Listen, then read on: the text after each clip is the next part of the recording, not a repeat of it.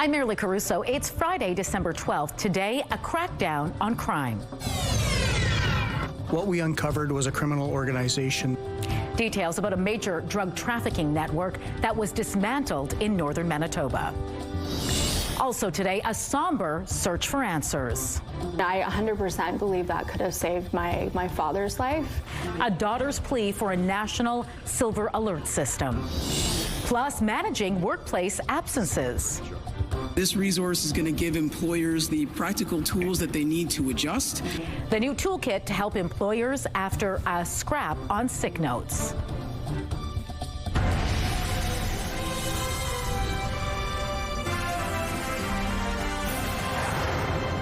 Good afternoon. Thanks for joining us. More than 24 people are facing charges tonight after police broke up a drug trafficking network operating in a northern First Nation community. Joining me now live with the details is CTV's John Hendricks. John, just how many people are facing charges as part of this investigation? Merely, RCMP say 27 suspects are facing a combined 51 charges. 18 of those suspects live on Bonabee Cree Nation, about 200 kilometers southeast of Thompson, with the remaining suspects from Winnipeg and Thompson as well. Mounties say this is all a result of Project Dairy that was launched in June. What we uncovered was a criminal organization that brought drugs and alcohol into the Bonabee Cree Nation. Individuals working within this organization distributed drugs and alcohol to local traffickers. They handled collection, payments, enforcement, and storage and dissemination of weapons. RCMP say they launched the investigation after several violent incidents in the community, including an arson that destroyed the band office. Investigators believe cocaine, fentanyl, and carfentanil were among the drugs being trafficked. And Mounties say some buyers were unknowingly given different and more powerful drugs. Furthermore, RCMP say float planes were being used to fly in large quantities of liquor, which was bootlegged to residents. Altogether, RCMP say the street value of the seized contraband is valued at least $1.2 million. And Mounties say the suspected leader of the criminal network was already in custody at Milner Ridge Correctional Center. We'd received information from our partners at Manitoba Corrections, and it is common for drug traffickers to sometimes continue their business while they're incarcerated. Mounties also say the alleged trafficking network was unique, given the level of intimidation and control it had over community members. 23 of the suspects remain in custody, with further arrests and charges expected. John, with so many arrests, what sort of impact is this having on the community? Merely, RCMP say there has been a noticeable impact on public safety in the past 6 weeks since the arrest. It says that service calls to Oxford House RCMP detachment were nearly halved in November as compared to the previous month. All right, thanks for this, John. Today marks 2 years since an 81-year-old man with advanced dementia disappeared while out for a walk in North Kildonan. And tonight his family is still searching for answers. We still haven't found his remains at this point, and I spent the last 2 years trying to just advocate for change, basically looking at what happened and trying to raise awareness around dementia and my dad's situation.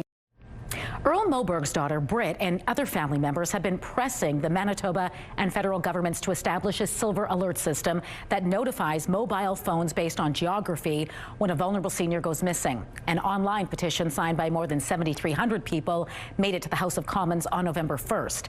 Moberg says the system would work similar to Amber Alerts for missing children.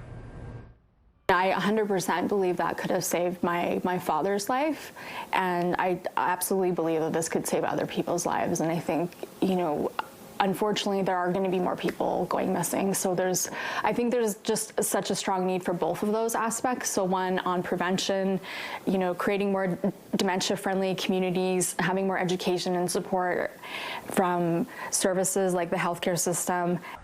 Britt Moberg also penned a letter to the Premier and Justice Minister. She's asking for a review of how her father's search was handled and is also requesting more resources to finally bring him home.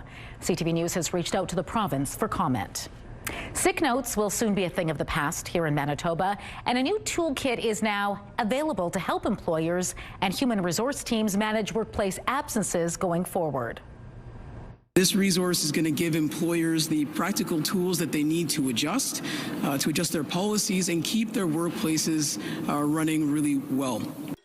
A scrap on sick notes was announced in last month's throne speech after a push from Doctors Manitoba over the past year.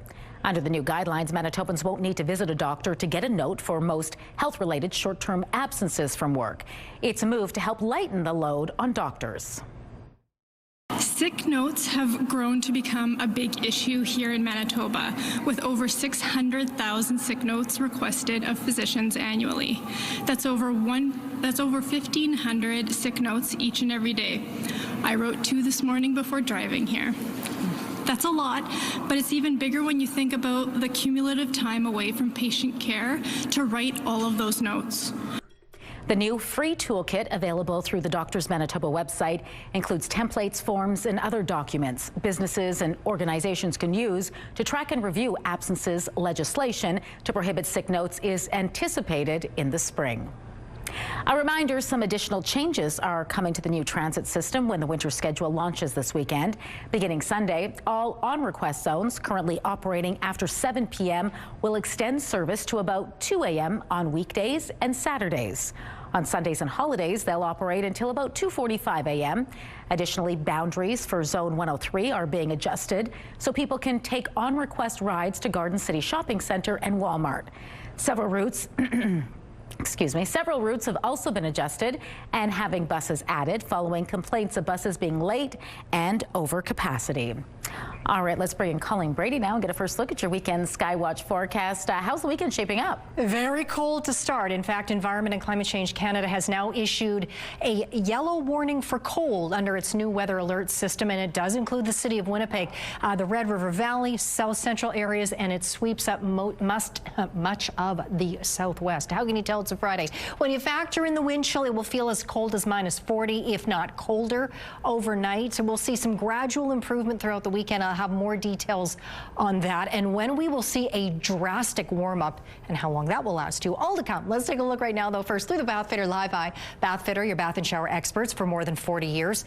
In Winnipeg right now it is -21 degrees. When you factor in the wind chill, it feels like -34 courtesy of those strong and gusty northwest winds. The pressure is dropping and the humidity is at 70%. A look out in traffic. Not much to look at Confusion Corner, but a big water main break right now. Main at Chief Peguis Trail.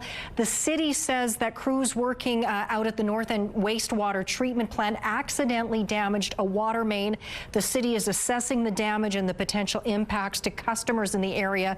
They are well aware of the flooding in that area, Main Street at Chief Peguis. You just want to stay away from there. Major traffic disruptions in that part of the city right now. Thanks, Colleen. Coming up, how you can enjoy free admission to some of Canada's most iconic places. Plus, scammers do love a sense of urgency. You know, they know that people are rushed. How to shop safely this holiday season. Stay with us. Get Winnipeg's top stories, breaking news alerts, and watch live. Download the CTV News app. It will be more than 3 years before Canada starts to build a high-speed rail line. BNN's Bloomberg's Marilla Fernandez has more. Shovels will be in the ground in 2029. The first track will run between Ottawa and Montreal. But eventually, the high-speed line will run 1,000 kilometers from Toronto to Quebec City. Ottawa announced the new Alto line last winter, saying it will cut travel time in half, with trains moving at 300 kilometers an hour. The cost of the rail project pegged between $60 and $90 billion. Here are the closing numbers for the day. The Canadian dollar is down to 72.63. West Texas Intermediate crude down to 57.24. Western Canadian Select down to 44.06. And the TSX dropped 133 points, ending the day at 31,527. Those are your business headlines. I'm Marilla Fernandez. Market Watch is brought to you by Manitoba Blue Cross. Group health plans for any size business. The Canadian Strong Pass is back, giving more options to Canadians looking for affordable things to do over the holidays. Starting today, the pass allows people to explore national parks, museums, and galleries for free or with some major discounts. Children 17 and under can travel with Via Rail for free if they're with an adult, while passengers between 18 and 24 get discounted rates. The government says it's part of an effort to make it easier and more affordable for people to get out and do things this winter break. The pass is available until January 15th. New figures from Ottawa show our province is expected to see a significant jump in federal equalization payments in the next fiscal year. It shows the Manitoba government will see payments rise by $355 million or 7.5%. Equalization payments have risen steadily for more than a decade. Next year's forecast total of $5 billion is double what the province received in 2020. Manitoba is currently the only Western province that receives the funding. With the countdown to Christmas ticking down, many are scrambling to finish their shopping, and that is opening the door to scammers to try and take advantage. CTV's Stephanie Seacoast now with advice on how to shop safely and some last-minute tips that could save your wallet. The advice for holiday shoppers is simple. Don't leave any valuables visibly in your vehicle. Put any packages that you do buy in the trunk. So again, secure everything in the trunk. So it's not uncommon for thieves to be out in parking lots, watching shoppers' habits. When it comes to shopping online this time of year, Scammers do love a sense of urgency. You know, they know that people are rushed and trying to make last-minute decisions, so that's when they try to step in and take advantage of you. For those doing some last-minute shopping, the Better Business Bureau has put out a few tips to stay safe. Be cautious of fake websites and social media ads. Don't rush while checking out. Use secure payment methods. Professional photos do not mean it's a real offer. And read the fine print. When you're scrolling and you're seeing ads for, heavily reduced items, sometimes those websites or those ads can be fraudulent. So it's just, always making sure that you're checking to make sure the website you're shopping on is secure. As those online packages get delivered. I know it's not always easy, but try to be home for when your package is scheduled to arrive. If not, see if a neighbor could pick up the package for you. Whether you do your shopping online or in person, make sure you're monitoring your Visa and, credit card balances to make sure there's no fraudulent transactions. It never gets old. If you could tour with a band like this all the time. Which holiday favorite is coming back to the stage and how you can join in next in Spotlight.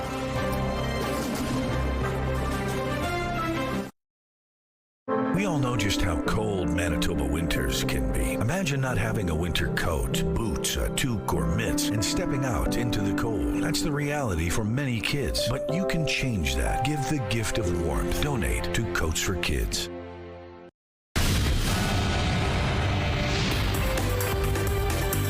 Spotlight, sponsored by the Casinos of Winnipeg, presenting the Crash Test Dummies Jingle All the Way Holiday Tour.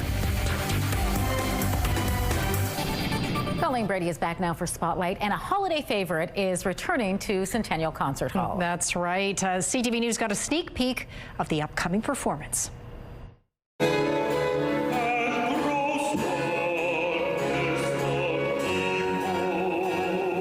It wouldn't be the holidays in Winnipeg without it. The Winnipeg Symphony Orchestra's Handel's Messiah kicks off tomorrow evening at Centennial Concert Hall. The iconic musical work features the beloved Hallelujah Chorus and a choir and 4 solos. It's such a powerful experience to have not only just the sound, of course, of all the musicians and all the singers, but there's a certain energy that everyone's delivering, especially on the night of a performance. And so you really do get to share in that, and then, of course, hopefully share it with your audience. Now, at last check, there were only a handful of tickets still available. Remaining tickets can be purchased on the WSO's website. Well, you can relive the magic of this year's Santa Claus Parade this weekend. And Mary Lee, you don't even have to brave the cold or leave your couch.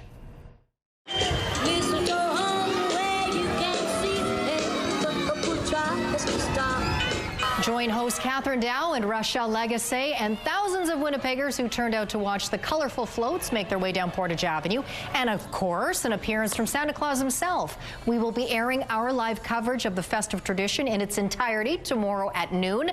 And if you can't tune in then you can watch this year's parade anytime on our website, ctvnewswinnipeg.ca. Disney is making a massive move into the world of artificial intelligence. The company is announcing a $1 billion investment in OpenAI, which is the company behind ChatGPT and the viral video tool Sora.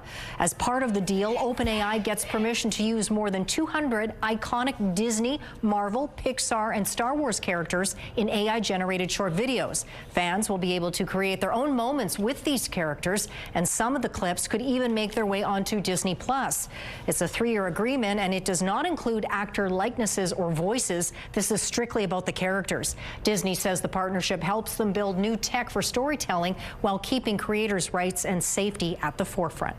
Some familiar faces may soon be returning to the Hunger Games prequel. That's right. Jennifer Lawrence and Josh Hutcherson are reportedly planning to play Katniss Everdeen and Peeta Mellark in the upcoming film Sunrise on the Reaping. The movie is based on Suzanne Collins' novel, which details the events of the 50th Hunger Games, 24 years before Katniss and Peeta made their first appearance in the killing field.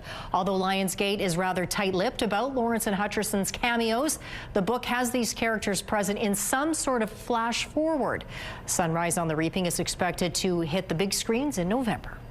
A rare violin in France is expected to fetch a pretty penny when it goes to auction next Tuesday. It sure is. We're talking more than $2 million. Yikes.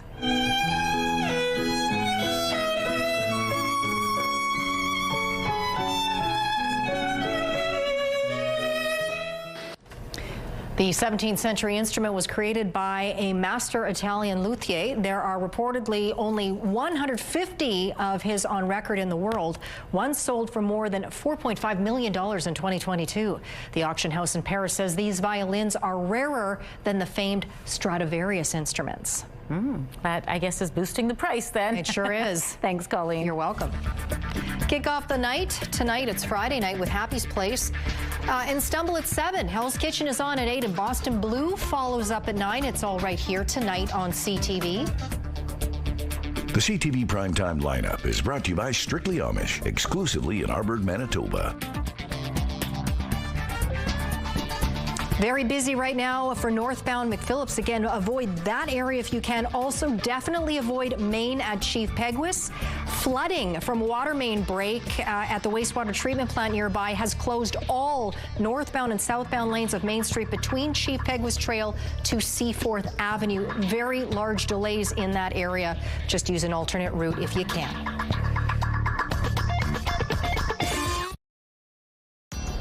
Women's clothing provided by RW & Company. Salon services provided by Essentique Spa Salon.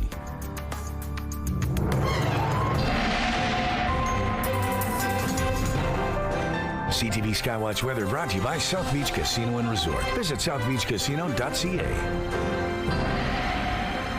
Colleen Brady back now with your Skywatch weekend forecast. Embrace yourself if you're heading outdoors because it's cold. Listen, it doesn't matter whether there is a cold warning in effect or not, no matter where you go in Manitoba or northwestern Ontario tonight, and for that matter tomorrow, it is extremely cold. The reason for that being an Arctic ridge of high pressure, which has basically enveloped the prairies and flooded the zone, flooded the region, if you will, with bitterly cold Arctic air. This air mass locked onto the prairies for the foreseeable, well, I say the foreseeable future. It just feels like it'll be the next couple of days, but it'll be slow to improve. All these areas across the prairie provinces lighting up in yellow, including here in Manitoba, under Environment Canada's yellow warning for cold. So now it does include the city of Winnipeg. So the Red River Valley, south central and southwestern parts of the province, including Brandon and Dauphin.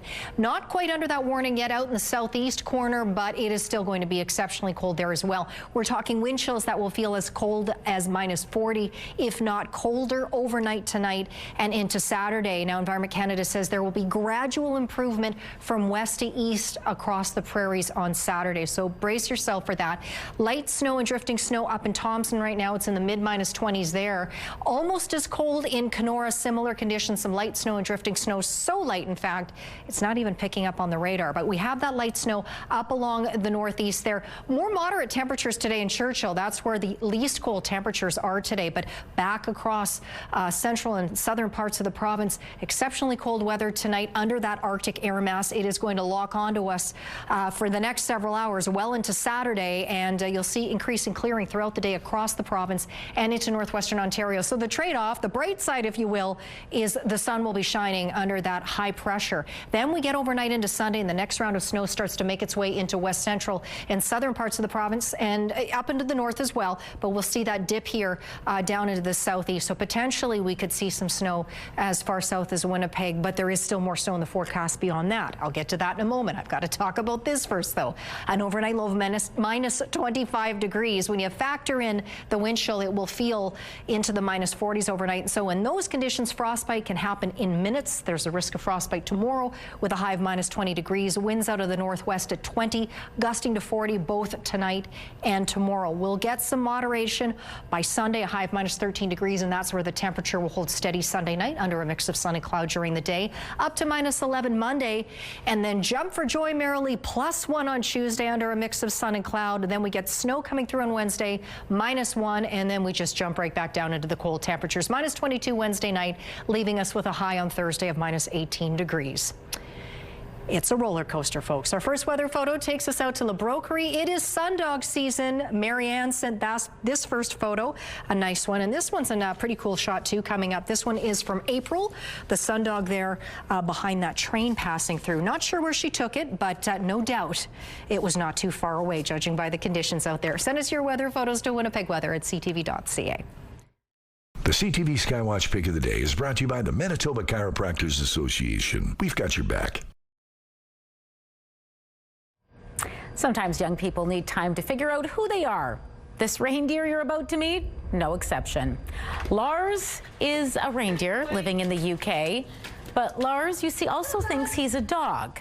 That's because when Lars was a baby, he had to be cared for by his owner, which resulted in him sleeping in the house with the family dog. So as a result, Lars eats, sleeps, and listens to orders just like a dog. Now that he's a bit older, though, Lars is being reintroduced to the herd. Also, he can learn all about his true reindeer self. I wonder if he's heard of Rudolph yet. I hope so, but he's just as handsome. Yeah. It's a good time for Lars to get back to the herd. Doesn't look as cold there. This is true. Brace yourself. All right, don't go far. We're back at 6 with much more local news. Hope to see you then.